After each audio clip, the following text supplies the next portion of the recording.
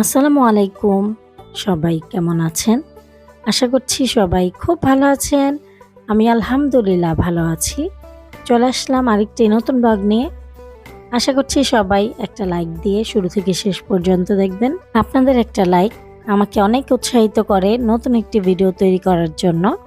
এখন আমরা সকালের নাস্তা করছি। ফ্রোজেন রুটি ছিল আর ভাজি ছিল, সবজি ভাজি, সেটা খাচ্ছি। আর বাচ্চারা বাগরখানি দিয়ে মিষ্টি দিয়ে খাবে। চা বানিয়েছি। যেহেতু ছুটির দিন একটু লেট করে উঠেছি। শীতের সকালে তেমন কিছু খেতে ভালো লাগে না, একটু হালকা পাতলা নাস্তা করলেই হয়। আজকে দুপুরের জন্য ফ্রাইড চিকেন করব। চিকেনটাকে ম্যারিনেট করে রাখছি। এখানে আদা রসুন বাটা, লাল মরিচের গুঁড়া, গরম মশলার গুঁড়া, জিরার গুঁড়া, একটুখানি টেস্টিং সল্ট, গোলমরিচের গুঁড়া, স্বাদমতো লবণ, soya sauce, oyster sauce, white vinegar দিয়ে আমি ভালোভাবে মিক্স করে নিব মশলার সাথে চিকেনটা। আজকে আমার মেয়ের 2টা বান্ধবী আসবে। ওরা আমার হাতের চিকেন ফ্রাই, ফ্রাইড রাইস এগুলো খুব পছন্দ করে। তো ভাবলাম যে আজকে তাহলে এইগুলোই রান্না করি। এখন আমি এটা ম্যারিনেট করে রাখবো 2 ঘন্টার মতো। আজান দিয়ে দিয়েছে, আমার বাবারা এখন নামাজ পড়তে যাবে, জুমার নামাজ। মাশাআল্লাহ, নিচে ওর বন্ধু ওয়েট করতেছে, একসাথেই যাবে ওরা নামাজ পড়তে।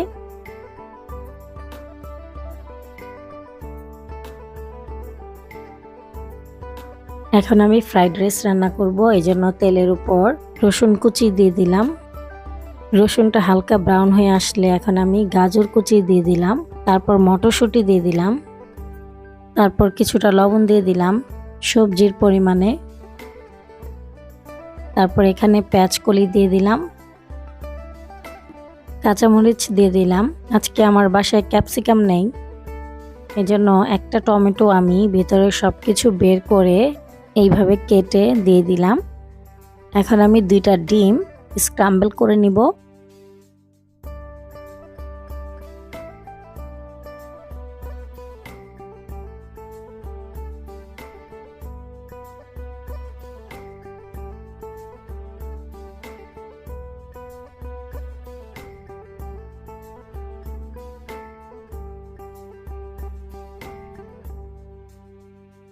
আমি আজকে পোলাও চালের ভাত রাইস কুকারে রান্না করেছি। আমি রাইস কুকারে যখন বসিয়েছিলাম তখন একটু তেল দিয়েছিলাম, এজন্য একটার সাথে একটা ভাত লাগতেছে না, খুব সুন্দর ঝরঝরে হয়েছে। চুলায় রাইসটা সিদ্ধ করলে কিন্তু বেশি কম হয়ে যায়, দাঁড়িয়ে থেকে সিদ্ধ করে আবার ছেঁকে নিতে হয়, ছেঁকে ঠান্ডা করতে হয় রাইসটা। তো আজকে ঝামেলা ছাড়াই রাইস কুকারেই রান্না করে ফেললাম। তারপর এখানে সয়া সস আর ফিশ সস দিয়ে দিচ্ছি, কালো গোলমরিচের গুঁড়া দিয়ে দিলাম,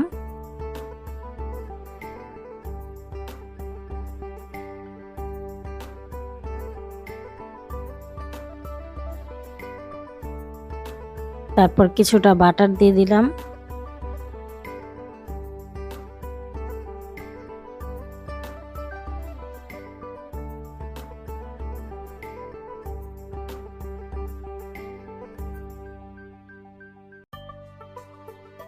এই তো আমার ফ্রাইড রাইস রান্নাটা হয়ে গেছে।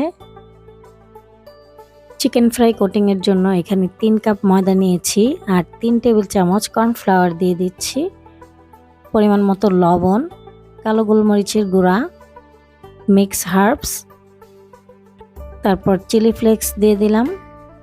খুব ভালোভাবে মিশিয়ে নিব। এখন চিকেনটাকে কোট করব। প্রথমে এইভাবে কোট করে আমি পানিতে কয়েক সেকেন্ডের জন্য দিয়ে আবারও এই ময়দায় গড়িয়ে কোট করে নিব, মানে ডাবল কোটিং করে নিব। এতে করে চিকেনটা বেশি ক্রিস্পি হবে আর আমরা এরকম ক্রিস্পি ফ্রাইড চিকেন খেতে পছন্দ করি।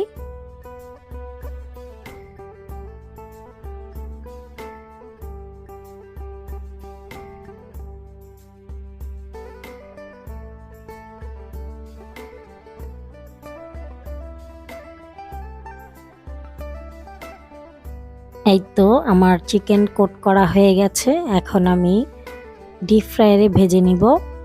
এইভাবে আমি সবগুলো চিকেন কোট করে তারপরে ডিপ ফ্রায়ারে ভেজে নিব। এই তো আমার প্রথম ব্যাচ ভাজা হয়ে গেছে।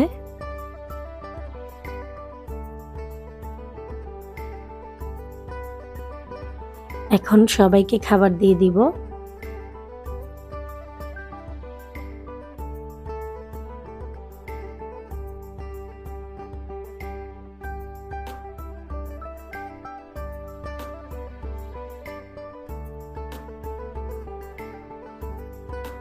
আমার মেয়ে আর ওর বান্ধবীরা ওর রুমে খাচ্ছে, মানে মেয়ের রুমে খাচ্ছে, আর বড় ছেলে খাচ্ছে ওর এক বন্ধুর সাথে, আর ছোট ছেলেকে নিয়ে আমি খাচ্ছি। আমার ছেলে খাচ্ছে আর বলতেছে, মা আজকেরটা অনেক মজা হয়েছে। তো যতবারই রান্না করি ততবারই বলে আজকেরটা অনেক ভালো হয়েছে। পরে আমি বললাম যে আচ্ছা ঠিক আছে খাও।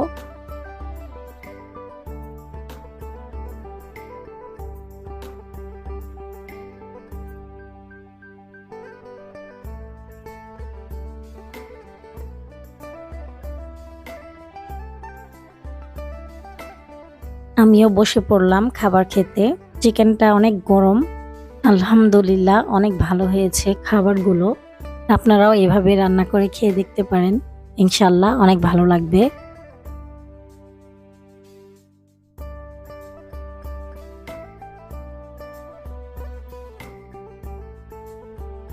বিকেলবেলা ভাপা পিঠা বানাচ্ছি আমার মেয়ের বান্ধবীদের জন্য। ওরা খেলো, খেয়ে ওরা চলে গিয়েছে। এখন আমার জন্য বানাচ্ছি, বাচ্চারাও খেয়েছে একটা একটা করে। ভাপা পিঠা বানানোর জন্য চালের গুঁড়িটা প্রসেস করে আমি নর্মাল ফ্রিজে রেখে দিয়েছিলাম, এতে করে যখন মন চায় তখন গরম গরম বানিয়ে খাওয়া যায়। এখন পর্যন্ত যারা আমার চ্যানেলটি সাবস্ক্রাইব করেননি তারা প্লিজ আমার চ্যানেলটি সাবস্ক্রাইব করবেন, আর ফেসবুক থেকে দেখে থাকলে আমার ফেসবুক পেজটা ফলো করবেন প্লিজ। আর যারা আমাকে এই পর্যন্ত সাপোর্ট করেছেন তাদের সবাইকে অসংখ্য ধন্যবাদ। আজকে ভাপা পিঠায় নারকেল গুড় একটু বেশি দিয়েছি। ভিডিওটি ভালো লাগলে প্লিজ একটি লাইক দিবেন। ভিডিও সংক্রান্ত কোনো মতামত থাকলে কমেন্টের মাধ্যমে জানাতে পারেন। আজকের মতো ভিডিওটি এ পর্যন্তই। আবার চলে আসব নতুন একটি ব্লগ নিয়ে। সে পর্যন্ত সবাই ভালো থাকবেন, সুস্থ থাকবেন। আল্লাহ হাফেজ।